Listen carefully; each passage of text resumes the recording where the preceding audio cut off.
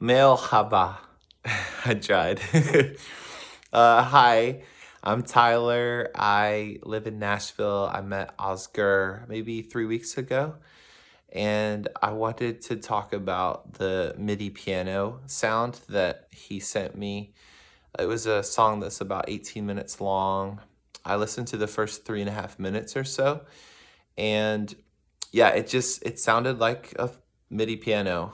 I was listening on my iPhone speakers. Pianos distort on iPhone speakers. That is not uncommon. Just listen to any just kind of solo piano song, and I think you will find that almost 100% of the time, the iPhone speakers, because they're so small and because there's built-in compression and a limiter to the iPhone sound programming, that distortion is often introduced. If you listen on low volumes, you shouldn't hear it, like very low, and you put it right to your ear, you should not hear it. Unless you are wanting the distortion, you're adding that in the mixing process. But here's what I would do to make the piano sound a little bit more real. If you're only able to do MIDI and samples, which I don't recommend. But if that's your only option, here's what to do to make it sound better, in my opinion. Firstly, I would do something called reamping. So I would pan the piano all the way to the left, and I would put two microphones in stereo as an XY formation. And maybe I need to show you what that looks like. But basically, an XY formation is there's the microphone capsules are crossing over one another. You put a little piece of foam in the middle of them, and they're at a 90-degree angle. If you Google XY mic formation, an image should pop up, and you should be able to follow that. It is the most, it's the safest stereo miking technique, because what happens is the audio is hitting both capsules at the same time. So the chance of phasing for certain frequencies to be out of phase is minimalized. And what you'll do is you'll pan those microphones hard left, hard right. So the reason you'll use one speaker and not two is because if you use two and they are not exactly placed with like a measuring tape, the same distance from each speaker, then you're going to be introducing potentially a lot of phasing, which is not good for recording generally. So yeah, I would hard pan left or right, like turn it up really loud, put the mics somewhere between 2 meters, and really it could be like up to 5 meters away from the speakers to get a really big sounding big room sound. Now, another thing you could do if you want it to sound a bit more real is you could close mic the speakers using two mics that are identical, and make sure that the distance is exactly the same. So you have your stereo piano image from your MIDI samples, and it will be panned hard right and hard left. There's nothing in the center. Like you're not putting anything in the center that isn't naturally there from the sample. And you're going to point the microphones halfway, like maybe 12 centimeters from the speakers, and they're going to be pointed essentially at the treble. So in the cone part of the speaker, let me see if I have an example. Yeah, right here. So you're going to point point the microphone at the cone part. And so 12 centimeters might even be that distance right there, something like that. And that will be your close mic. And then what you'll do is you'll combine those two signals. And so what was this kind of static, dry sample patch suddenly becomes alive a little bit more, because you're changing the EQ, you're putting it into real air, like it's not just in the computer anymore, it's in the world, but you're capturing that sound. And so sorry, I have an itchy nose right now. So yes, and then you would combine the signals, and you would combine them how you like them.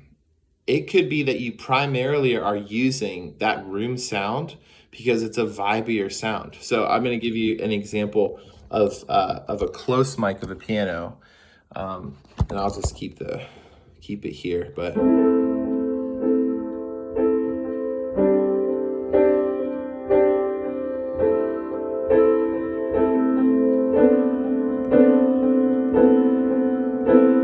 I think that you guys use that.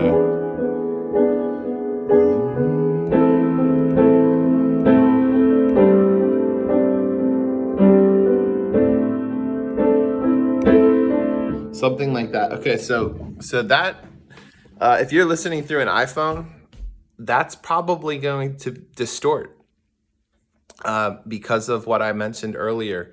The mid-range of the piano distorts on tiny iPhone speakers because of the built-in compression limitation features. But if I put it back here, I'm going to play pretty loud. You should be hearing way more room sound. So I'm not in the studio right now, I'm just in our living room, but it'll give you a good sense of what's going on. So similar notes, like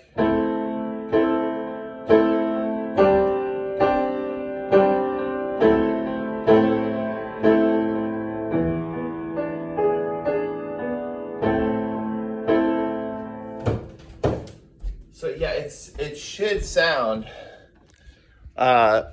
it should just sound a lot bigger.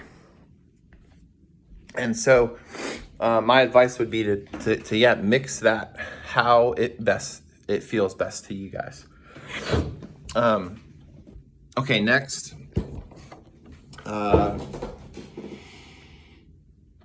Next would be adding, I would do at least 2, but really as many as 4, 5, 6 different kinds of reverbs. Once you combine those signals. So once you have what's called, again, reamping, once you've reamped the MIDI sound from your computer, from the audio monitors that you have there, I think I saw a picture of it. Once you've reamped and you've gotten those 2 signals, the close mic signal and the room signal, and you've got them to kind of where the levels are, where you like them, I would create 4 reverb bus channels, or auxiliary channels is another way that they are named. And I would have 4 different types of reverbs on those. I would have one that is a short tail reverb that's stereo, with the tail, like almost as short as you can get it. So in some reverb plugin user interfaces, you can go down to as low as like 0.5 seconds. So there's this free one called Little Plate by Sound Toys, which I love. They have an EMT 140. Actually, on Little Plate, I don't even know if they give you options, but on Super Plate, really on any reverb plugin, you should be able to find something that sounds decent. And you might have to mess with EQ. You might have to mess with the saturation on it. What I do on my reverb plugins is I have a decapitator, so a saturator, and that is set to really as much distortion as I want, but often it's a pretty low setting, and it almost functions as if there's a little bit of tape distortion on just the reverb sound. So your reverbs are set to 100%, and you're sending reverb from both of those reamped signals. Hopefully this is not too much information, but your short tail reverb, your short reamp, your close mic reamp, and your room reamp, both of those are going into all 4 of those reverbs. So your first reverb, 0.5 second decay. Your second, about a second decay, 1 second decay. Your third would be about a 2 or 2.5 second decay, depending on what you think. For that song, I would consider doing 2.5 seconds.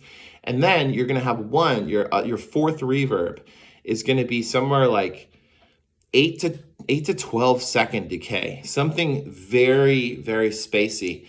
And that one I would mix low, like it's almost inaudible unless you're really turning up the sound. I would focus primarily on the 0.5 second decay and the 1 second decay. The 2.5 bringing down the 8 to 12 second decay, really being low in the mix. And on each of those, again, I usually have a denoiser or a decapitator. Sometimes I even add a delay to the reverb. And the mix is, again, it's 100% mix. But what you're doing is you're sending to these auxiliary channels or these bus channels, it's the same thing, only somewhere around negative 30 decibels. Start with negative 30 and then start inching it up. Start centimetering it up. I'm trying to use non-American terms for you.